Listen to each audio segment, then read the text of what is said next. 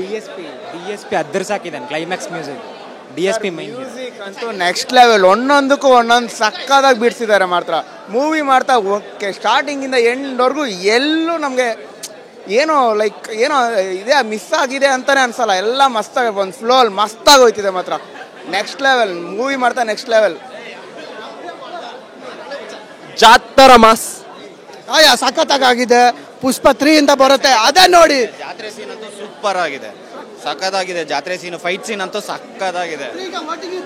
ಅದಕ್ಕೆ ನಾವು 3ಗೆ ಮುಟ್ಟಾದ್ವಿ. ಪುಷ್ಪ ಪುಷ್ಪ ಪುಷ್ಪ cinema super ಆಗಿದೆ.